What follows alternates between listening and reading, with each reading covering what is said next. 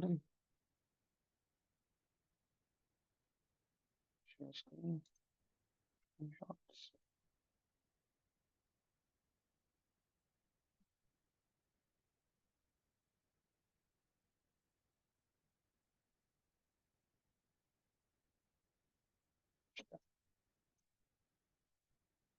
So, hello folks, once again, ICT Monthly Mentorship, teaching 6th of 8. It's the second month of core content. The secret to selecting setups that offer high reward. Make sure मेरी voice एकदम clear हो. ठीक है.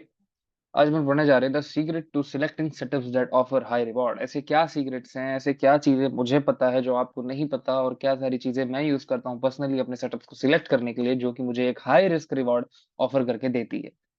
So it's going to call so called secret.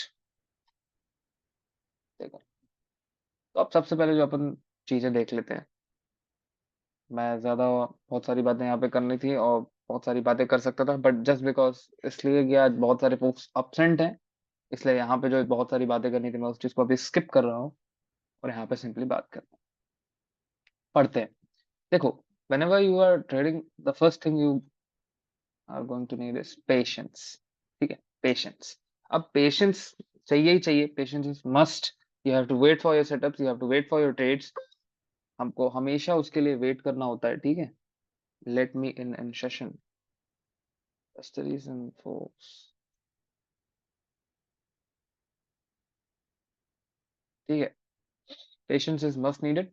उसके बाद आते हैं defined trade environment. अब डिफाइंड ट्रेड एनवायरनमेंट को अगर देखा जाए तो डिफाइंड ट्रेड एनवायरनमेंट में कई सारे एनवायरनमेंट्स होते हैं, जैसे कि bullish environment, bearish environment, bullish और बेरिश. और पता है, ये जो अभी यहाँ से जो चीजें चालू होंगी ना, इसको इस क्लास में पर्टिकुलरली सिगरेट्स इसलिए नाम रखा गया है क्योंकि यहाँ से आप वो चीज देखेंगे, me as an ICT, ICT as my mentor, और मैं अभी आप लोगों के मेंटर के हिसाब से मैं चीजों को कैसे परफॉर्म करने वाला हूँ, चीजों को कैसे बनाने वाला हूँ, मैं पर्सनली अपने ट्रेड्स कैसे फॉर्म करता हूँ, मैं पर्सनली अपने इन्वायरमेंट्स कैसे डिसाइड करता हूँ, मैं बाय कहाँ पे लेता हूँ, मेरे लिए बुलिश क्या है, मेरे लिए सेलिंग क्या है, मेरे लिए बेरिश क्या है, मेरे लिए एनवायरमेंट क्या है, मैं किस कैसे सेटअप्स बनाता हूँ, मेरी सेटअप्स पे मैं एंट्रीज कैसे एग्जीक्यूट करता हूँ, मैं सेटअप्स के लिए कितना वेट करता हूँ, मैं सेटअप्स के लिए क्या करता हूँ.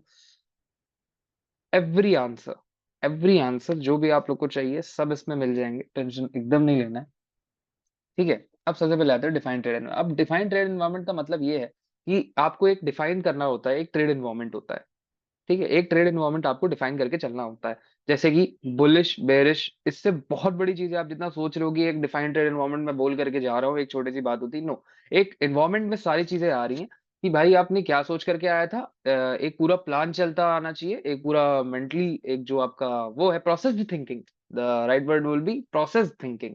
जो प्रोसेस थिंकिंग है आपकी वो आनी चाहिए, ना कि आप इस चीज के भूखे होने चाहिए कि बस आपको एग्जीक्यूशन करना है, एग्जीक्यूशन करना है, एग्जीक्यूशन करना है, एग्जीक्यूशन करना है, एग्जीक्यूशन करना है, एग्जीक्यूशन करना है, because you are new.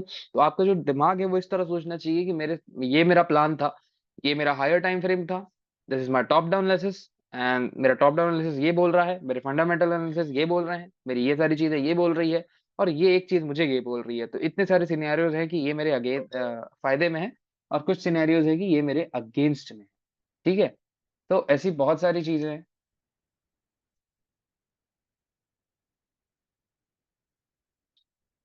Focus focus focus, मैं इसीलिए बोलता हूँ हमेशा कि कभी भी ये सारी चीजें हो ना, तो प्लीज ज्वाइन कर लिए करो टाइम पे. एक बार फिर मैं स्टार्ट हो जाता हूँ तो दिक्कत होती है ना.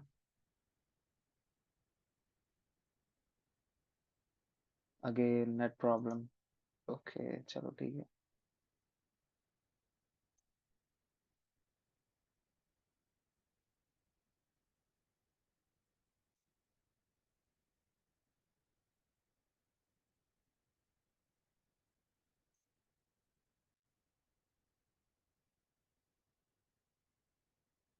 ठीक है. अब इसीलिए बोला गया है डिफाइनिंग ट्रेड एनवायरनमेंट. अब एक ट्रेड एनवायरनमेंट जब आप डिफाइन कर रहे होते हो तो मेक श्योर कि आपका जो साइकोलॉजी है वो आपको इफेक्ट ना कर रहा हो. आप पर्सनल अपनी थिंकिंग से या फिर अभी कोई छोटे से चार्ट्स में देख करके ऑर्डर ब्लॉक, मिटिगेशन ब्लॉक, ये सारी चीजों को ट्रेड डिफाइन करना नहीं बोलते. डिफाइनिंग अ ट्रेड वो सारी चीजें भी पार्ट होती है, बट वो डिफाइन नहीं करती हैं आपके ट्रेड्स को. ठीक है.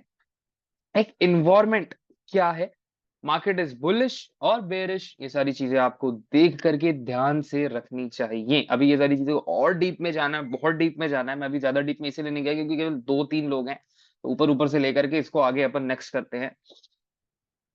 Determine trade parameters. अब देखो, आपको अपने ट्रेड के सारे पैरामीटर्स पता होने चाहिए, ठीक है, कि क्या बन रहा है भाई, कौन सा बेरिश ऑर्डर ब्लॉक है, कौन सा ऑर्डर ब्लॉक है, कौन सा ब्रेकर है, कौन सा मिटिगेशन ब्लॉक है, प्राइस कहाँ से क्यों आ रहा है नीचे, यहाँ से ऊपर आ रहा है तो बैक एंड में क्या चल रहा है, बैक एंड में प्राइस क्या चल रहा है, प्रीवियस बाय स्टॉप लेने जा रहा है, सेल स्टॉप लेने जा रहा है, क्या करने जा रहा है, ठीक है।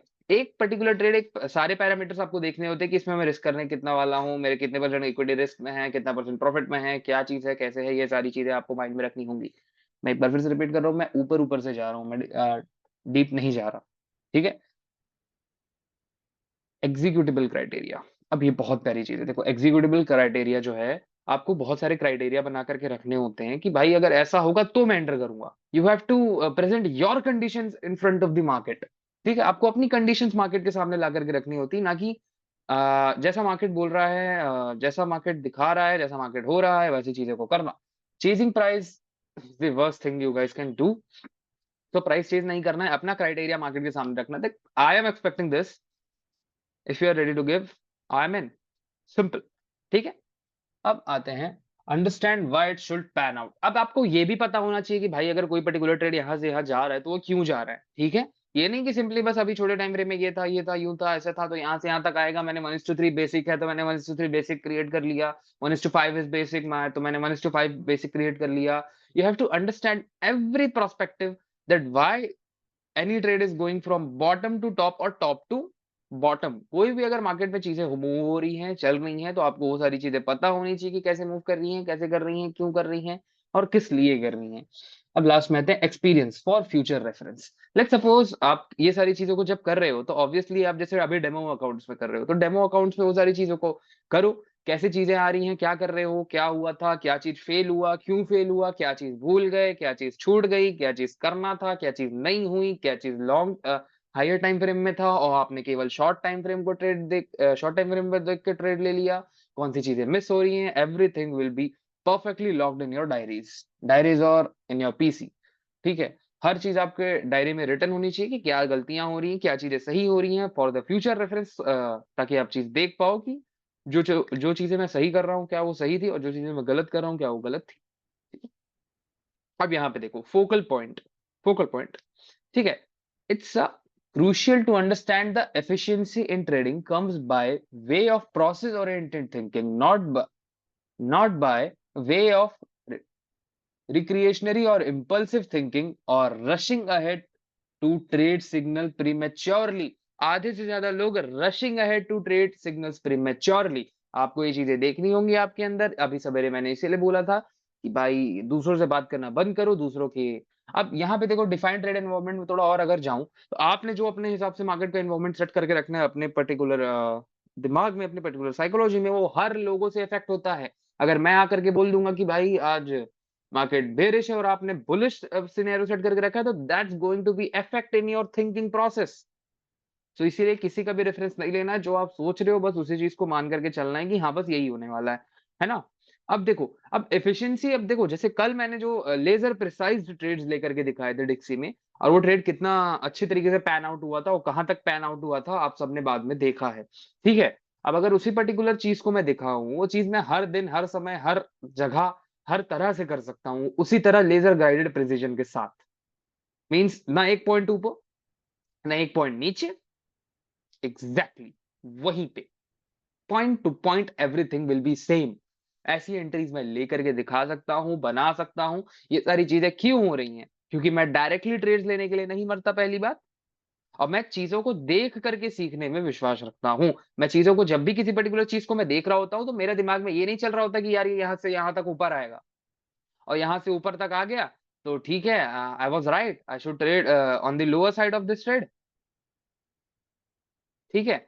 तो अब ये ऊपर आ गया, यहाँ से अब मुझे नीचे तक के लिए ट्रेड लेना चाहिए, नहीं, ऐसे नहीं करना है यार। आपको कैसे करना है, जब आप फेल होते हो, जब लेट्स सपोज आपको थिंक नहीं रखनी है ना, अब आपको, आप क्या करते हो, सामने से अपने माइंड में चीजें रख करके बैठ जाते हो कि ऐसा होगा।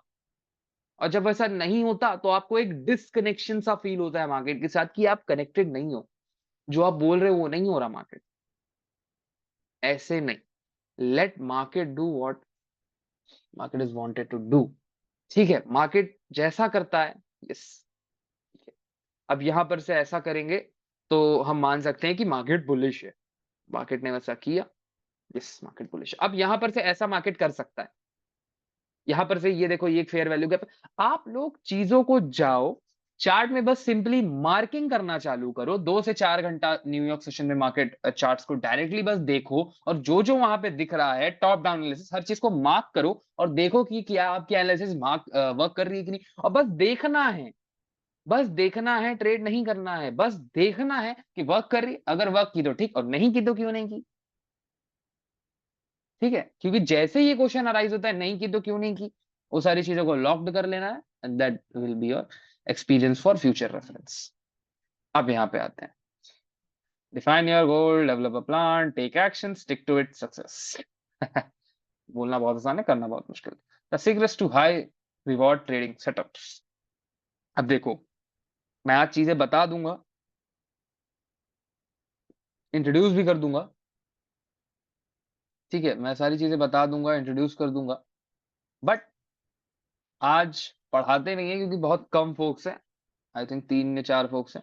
कल जब सब लोग आ जाएंगे, जहां पे भी पता नहीं ये लोग कहाँ इतने व्यस्त हैं, आई डोंट नो, जब ये लोग आ जाएंगे तो चीजों को आगे करेंगे। ठीक है, अब देखो, बिग पिक्चर प्रोस्पेक्टिव सबसे पहले क्या होता है। बिग पिक्चर प्रोस्पेक्टिव हमको मार्केट में देखना होता है। 3 तरह के प्रोस्पेक्टिव होते हैं।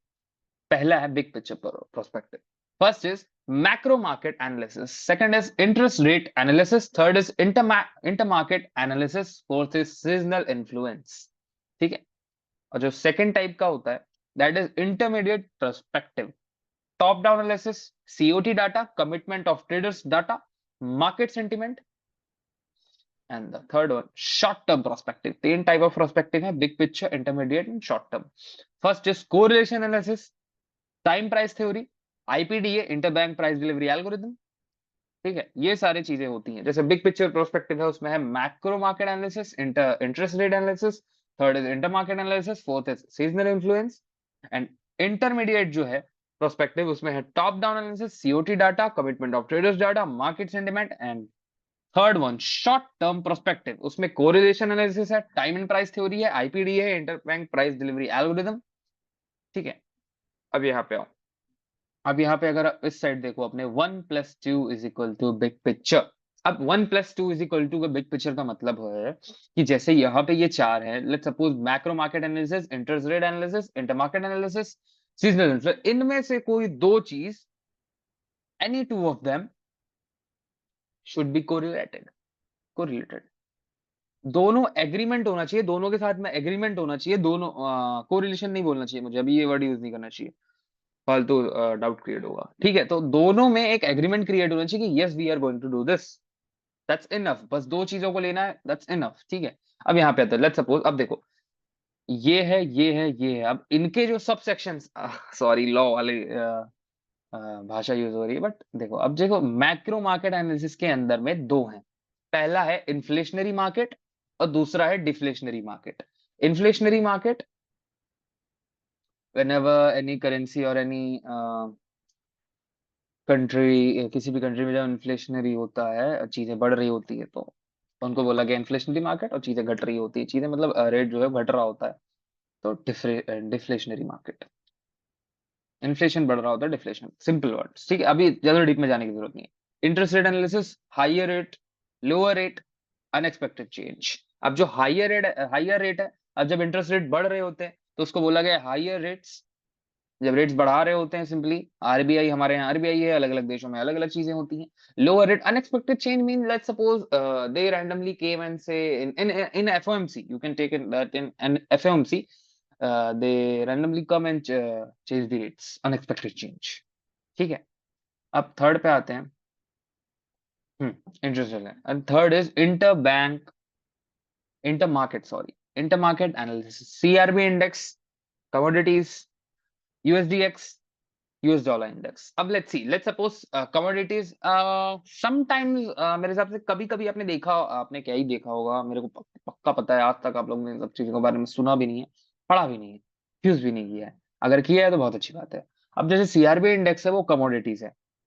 रेफरिंग टू कमोडिटीज, ठीक है। लेट्स सपोज कमोडिटीज ऊपर जा रहा है, तो ऐसा देखा गया है कि डॉलर इंडेक्स नीचे आता है, और अगर डॉलर इंडेक्स नीचे आ रहा है तो बाकी सारे जितने पेयर्स हैं, करेंसीज हैं, उस पे उसका क्या इफेक्ट पड़ेगा आपको पता है। अगर डॉलर नीचे आ रहा है वो ऊपर जाएंगे, सिंपल सिंपल। तो वहां पे आप इजीली बाय ट्रेड्स ले सकते हो। क्यों? क्योंकि जो मार्केट है, करेंसीज मार्केट है, वो किसके पीछे पड़े होंगे? यील्ड के। Seasonal influence, bullish seasonal tendencies और बेरिश सीजनल टेंडेंसीज, सारी चीजें बताऊंगा धीरे धीरे। देखो, अब लेट्स सपोज इंटरेस्ट रेट ऊपर जा रहा है, साथ साथ कमोडिटी किसको चेस कर रहा है? इंटरेस्ट रेट को। अब यूएस डॉलर इसके साथ कोरिलेशन में, तो यूएस डॉलर क्या कर रहा है? नीचे आ रहा है। यूएस डॉलर नीचे आ रहा है, सारी करेंसीज कहाँ जा रही है? ऊपर। अब यहाँ पे एक चीज है जो यहाँ कभी लिखी नहीं गई, इस पूरे पिक्चर में लिखी नहीं गई, बट एक और चीज है, carrying relationship, if I remember word correct, carrying relationship of currencies बोलते हैं शायद उसको, caring caring relationship of currency. उसमें क्या होता है, किसी पेयर का अगर इंटरेस्ट रेट हाई जा रहा है और किसी पेयर का इंटरेस्ट रेट लो जा रहा है, तो उसमें कैसे काम करना है, उसमें कैसे ट्रेड करना है, और उस पर्टिकुलर पेयर को कैसे बनाना होता है। वो जैसे ऑड यूएसडी है, और ऑड है और यूएसडी, ऐसे ले लो ना, ऑड है और जेपीवाई है। अब जेपीवाई ने रेट इंक्रीज कर दिए तो ऑड में उसका क्या इफेक्ट पड़ेगा, ऑड ने रेट्स लोअर कर दिए तो ये सारी चीजें, अभी सारी चीजें आप सीखोगे। और उसी चीज को सीक्वेंस इन्फ्लुएंसेस में देखोगे, तो bullish seasonal tendency and bearish seasonal tendencies. अभी इन्हीं सारी चीजों को जब डीपली अपन पढ़ेंगे, एक एक चीजें, एक सीओटी अगर उसको देखने जाओगे, अच्छा सीओटी सॉरी, ये देखो, अभी इसी को खाली देखने जाओगे ना, जब इंटरमीडिएट में आएंगे तो खाली सीओटी में इतना टाइम लगेगा कि आप सोच नहीं सकते। टॉप एनालिसिस तो अभी बहुत दूर की बात है ना। तो ये सारी चीजें, बहुत सारी चीजें अभी कवर करेंगे धीरे धीरे धीरे धीरे। तो जो सोच रहे थे कि मंथ टू बहुत बेसिक होगा, अब उनके पसीने छूटने चालू होंगे। और आज का लेक्चर जिन्होंने ज्वाइन नहीं किया, यार खुद to cry in the corner, ठीक है। तो चलो, आज की मेंटरशिप यहीं रखते हैं, इतनी रखते हैं, बहुत छोटी सी। मैं बस दिखाना चाह रहा था कि अब पिक्चर कहाँ से कहाँ जा रही है। तो be ready, be punctual, be disciplined, ठीक है। अभी अभी सेशन 2 का खत्म करके आ रहा हूँ। ठीक है, तो चीजें चालू होते हैं। अच्छा यार, ये एक नया नाम कौन है? संकेत। संकेत, अनम्यूट करोगे प्लीज? हेलो। हेलो। बोलो। यस ब्रदर, कौन हो? अरे मैं आईडी क्यों? अच्छा, आईडी की। और बताओ क्या हाल है, बहुत ये समय बाद। कुछ नहीं, ऐसे ही। अच्छा, कैसे चले ट्रेडिंग? ठीक ही चल रही। मैं रियल पे तो नहीं कर रहा अभी, हाँ बाद में करूंगा। रियल पे मतलब इतना नहीं कर रहा। मेरा हाँ हाँ। पिछले मंथ ही उड़ा था आईडी।